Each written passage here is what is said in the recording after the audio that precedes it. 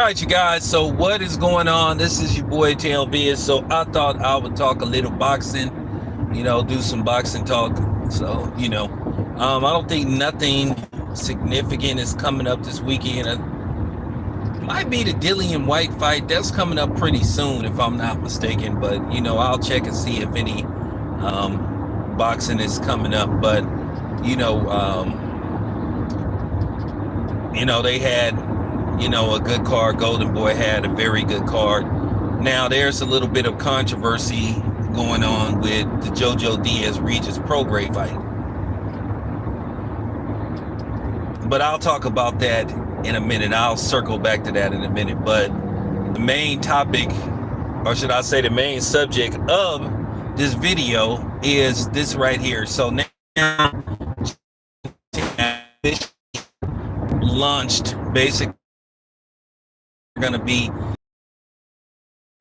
and looking for content creators or media people that have accused Jake Paul of putting together stage fights, and they're saying that they are going to take legal action against them. And that's the funny part. You think something is, you don't think that people find something suspicious about this. Listen, if you happen to fight Anthony Joshua, here's the thing. Jake Paul is at the point where if he fights somebody like Anthony Joshua, nobody is going to believe it's a legit fight if he wins. Because nobody believes, even Anthony Joshua, even though he got the brakes beat out of him by Dubois, nobody believed that any version of Jake Paul could beat any version of Anthony Joshua. So Jake Paul has nobody but blame but himself. So to sit up here and say, I don't know why people think my fights are rigged. I mean, dude, your resume is nothing but a giant circle with question marks around your opponent's selection. You just got to be honest, man. So to sit up here and say, I don't know why people are saying that my fights are fixed. Come on, Jake. Let's not play these games. Don't try to play victim, man.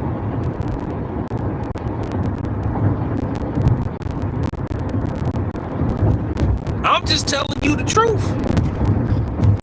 So all this threatening legal action against content creators and media outlets that insinuate your fights are rigged. I mean, Jake, man, come on, dude. You sure you want to go that route? And I know recently the dude, I forgot what his name is, the dude that co-founded MVP with him, said that, fixing a fight is a federal offense. Like that's supposed to deter people and be like, oh, we know fixing a fight is a federal offense. Okay? Just like we know a gun with a switch on it, a handgun with a switch on it is illegal, but people still buy them.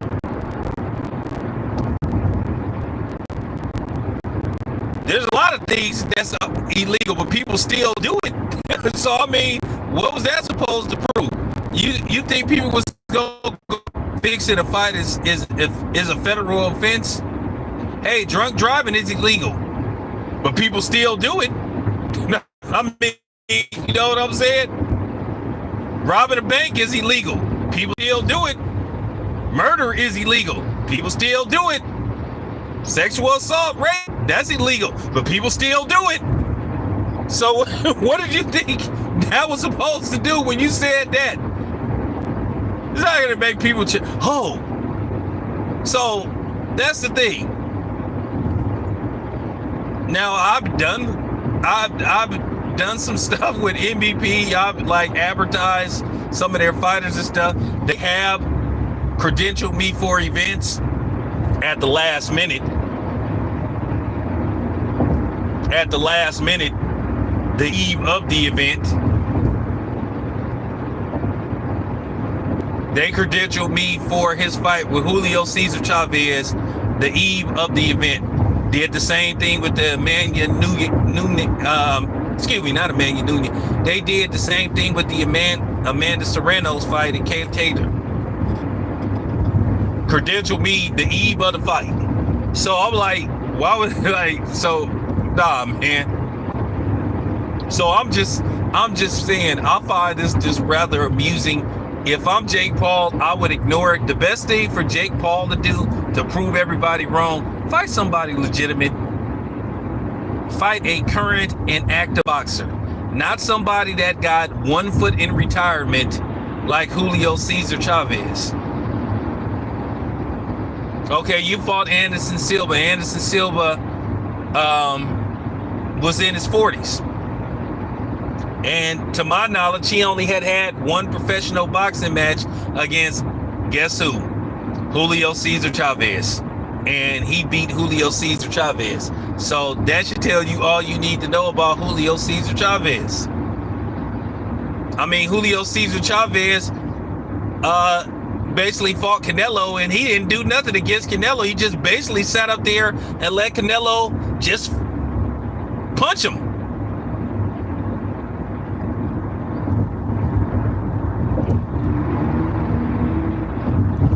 So let's not play games, man.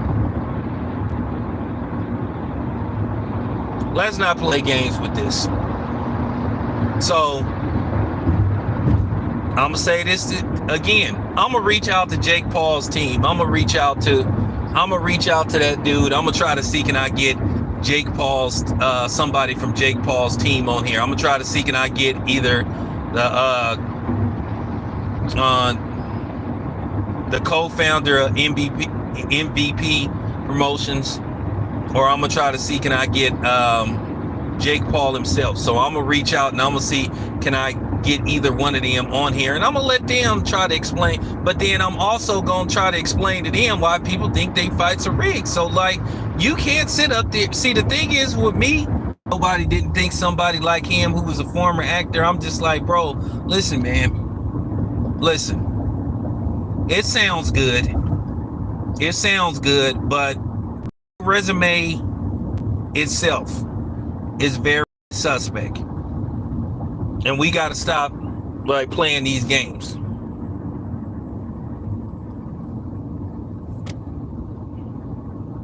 Well, if he fight Anthony Joshua, he has no chance against Anthony Joshua. And I'm keeping it 100. There is no version of Jake Paul that can beat any version of Anthony Joshua.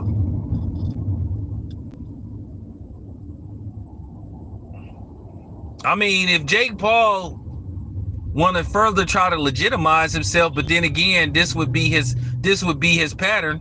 I would say fight Francis Ngannou, but then Francis Ngannou is a former MMA fighter who is basically 0-2 as a professional fighter.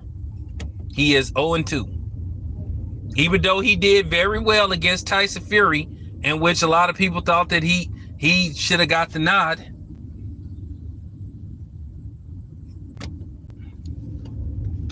And then he got laid the fuck out by Anthony Joshua. So, I would suggest that, but then this would be typical Jake Paul.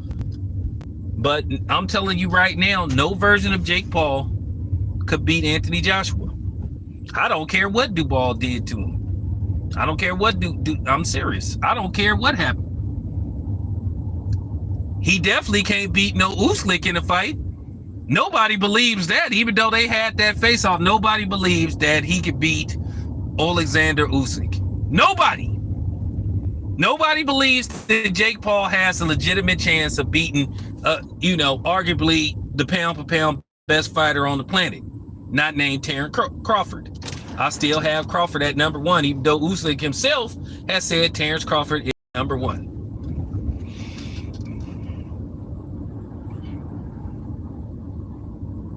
I don't even, and then here's the thing. If Jake Paul want to legitimize himself a little bit more, he should consider somebody like Andre Ward. But Andre Ward, even though Andre Ward is in fighting shape, Andre Ward still is in shape. He still lightweight trains.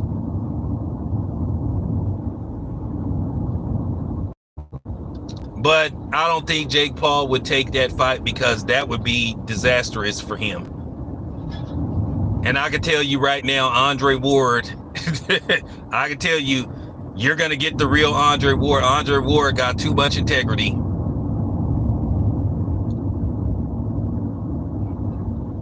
So I'm just saying with the Jake Paul thing, if people are suspicious of Jake Paul, well, I mean, you can't be serious why people are not suspicious of Jake Paul. His resume speaks for itself.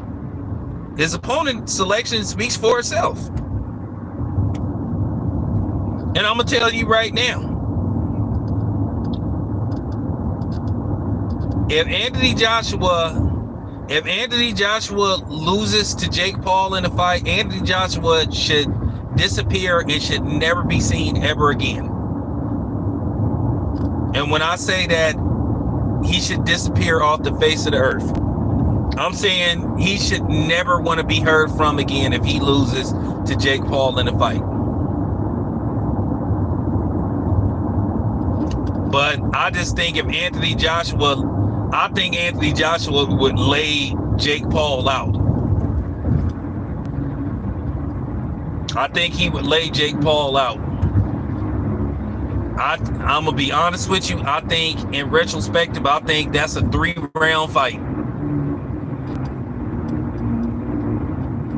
4 if Anthony Joshua decides to carry Jake Paul.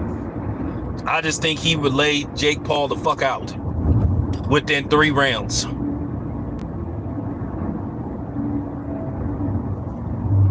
Just keeping it 100. All right, so let me move on. So there's some controversy surrounding, which I saw that fight, and now people are talking about it, and it just goes to show you that at the end of the day, when it pertains to boxing, a lot of they don't really particularly care about the fighters' health, and the fighters themselves don't seem to care about their health. Because if you saw the Jojo Diaz fight, when Jojo Diaz, I cannot remember what round it was, even though Regis Prograis won the fight anyway, he won it decisively. He won it like on one card, he won like 8 rounds to 2, and then another card he won, the other 2 cards he won like maybe either 7-3 or 6-4. But nevertheless, the fight doctor let the fight go, continue that is, and Jojo Diaz clearly couldn't see out of one of his eyes. He clearly couldn't see out of his left eye because it was severely cut.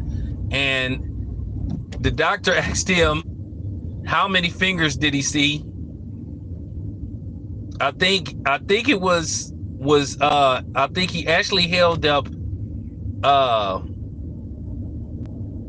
one finger, and I think Jojo said it was 2. And he did that a couple of times, and he let him go on with the fight. And I know fight doctors don't want to be responsible for stopping the fight because, people pay good money to see these fights. And it was a good fight. It was a really good fight. Despite the very biased pro Jojo Diaz fight calling, I had Regis winning that fight decisively. I had Regis winning the fight, except for the rounds where Regis got buzzed, and he was dominating Jojo Diaz. He was hitting the dude at will. He was piecing Jojo Diaz up.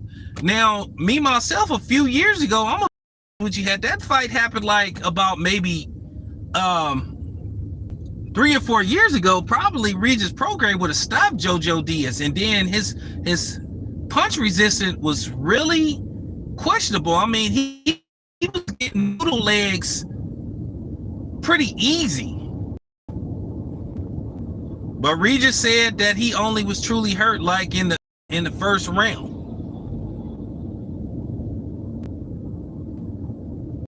But a fighter gonna say they wasn't hurt when they was actually hurt. you know. So I just was like, okay. I was getting concerned about Regis because I am a Regis fan, but I think that Devin Haney fight took a lot out of him, because the Devin Haney fight was a one-sided beatdown for the most part. You know, Devin handled Regis. That was one of his best, that was one of his best performances.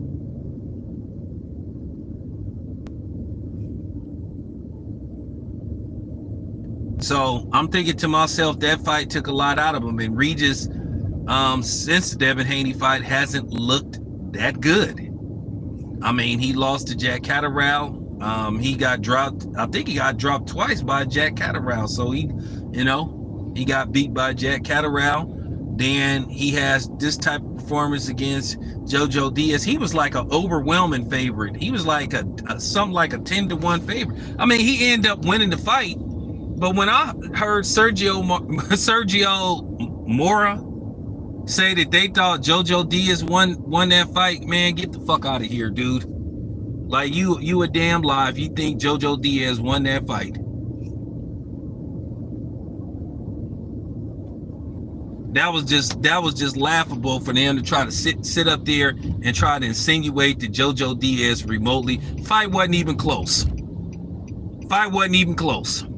So I don't know what fight Sergio Mora and Chris Mannix was watching to say that they had Jojo Diaz winning that fight, when Jojo Diaz was getting hit with combinations all night. When Regis wasn't hurt, he fought a great fight. But yeah, the question it was, is Jojo Diaz gonna suffer long-term damage in the future? Because clearly he couldn't see out of one of his eyes, or his vision was very blurred, and they continued to let him fight. Now, some people are saying they should run it back, but Regis said it's gonna take some tall money for him to run it back with Jojo Diaz. I'm gonna say this much about Regis. I think maybe it took Regis too long to move up to full-fledged welterweight. I think maybe after the Haney fight, he should have tried to just say, you know what, I'm going up to welterweight. Because he possibly had outgrew, or he stayed in at 140 too long. But we're going to see how Regis is in his next fight. I really think Regis should he won the fight. I think he should try himself against an even lighter touch, because Jojo Diaz doesn't have any real punching power whatsoever.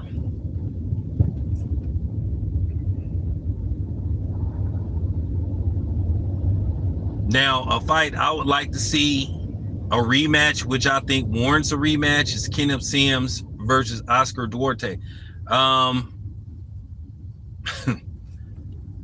It's something that I see with Oscar Duarte, but I spoke to people about it, and I'm just gonna leave it. I'm gonna just leave it at that. Just something I noticed about Oscar Duarte, but just something that I seen, and I'm not gonna say it.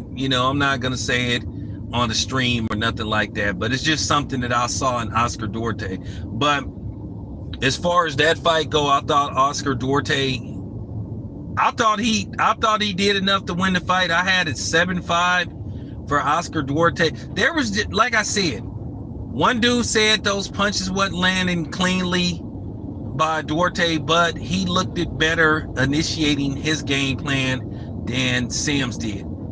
Sims looked very uncomfortable fighting off the ropes, and he was getting hit with shots. I think if Kenneth Sims had kept it in the middle of the ring more, then I think he would have had a chance to be a little more, like I said, a little more assertive in the middle of the ring. Because like I said, when you keep letting dudes push you up against the ropes and then you look uncomfortable comfortable when the dude is like throwing shots. It's sort of like it's like okay. It's like he's not looking comfortable, and he didn't look comfortable. So that was the problem, and that's why the judges went the other direction. He didn't look like Shakur. How Shakur, Shakur wasn't getting hit. He was slipping the punches, and then he was countering. And Sims looked like he was bothered. So that's the difference between him and Shakur Stevenson. But anyway, I just wanted to, get my thoughts on what's going on. The current state of boxing, what's going on with Jake Paul. Jake Paul, this is a him problem. So let's see what he does next.